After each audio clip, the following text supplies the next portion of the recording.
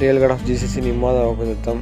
நாங்கள் ஆராதிக்கிற எங்கள் தேவன் எங்களை தப்புவிக்க வல்லவராயிருக்கிறார். அவர் எரிகிற அக்கினி சுளைக்கும் ராஜாவாகிய உம்முடைய கைக்கும் நீங்களாக விடுவிப்பார்.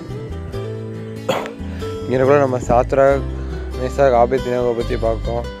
அவங்க என்ன செய்கிறாங்க, ராஜாவோட புருஷரை வணங்க மாட்டேன்னு சொல்லவும் அவங்கள 7 மடங்கு சூடாக்கப்பட்ட அக்னி சூளையில் கூட சொல்கிறாங்க. இவங்களும் தைரியமாக போகிறாங்க. எப்படி இவங்க தைரியமாக போகிறாங்கன்னா, தங்களை ஆண்டவர் மேலே வச்சிருந்த நம்பிக்கையினால தைரியமாக உள்ளே போகிறாங்க. உள்ளே போய் பார்த்தா இவங்க வாட்டுக்கு சும்மா நம்ம வெளியே நடக்கிற மாதிரி அவங்க அக்னிக்குள்ளே நடந்துகிட்டு இருக்காங்க. இதை பார்த்த ராஜா இதை பார்த்து பயந்துட்டார். இன்னும் நம்ம 3 பேர் தான் உள்ளே போட்டோம், உள்ளே 4வது யார் நிற்கான்னு பயந்துட்டார்.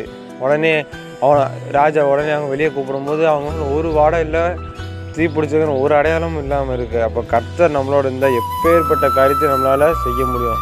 அவர் நம்ம கூட இருந்தால் எரிகிற சோளம் என்ன சிங்க கேபி எந்த விஷயம் இருந்தாலும் அவர் நம்ம கூட இருந்தாருன்னா சேதம் நமக்கு இல்லை, நம்ம சேதப்படுத்த வந்ததுக்கு தான் சேதம். ஜெபம் நேச நடப்பதாகவே ஆசீர்வதிக்கப்பட்ட இந்த வேலைக்காக ஜெபிக்கிறோம் தகப்பனே.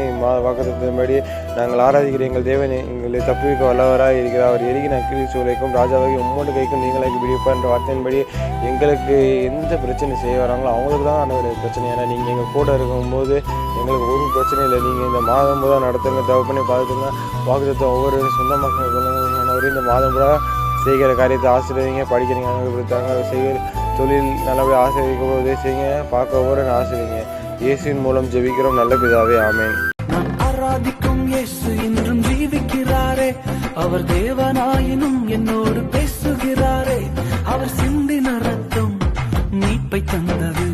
அவர் கொண்ட காயங்கள் சுக வாழ்வை தந்தது.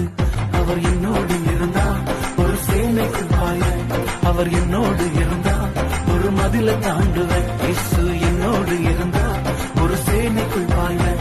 அவர் என்னோடு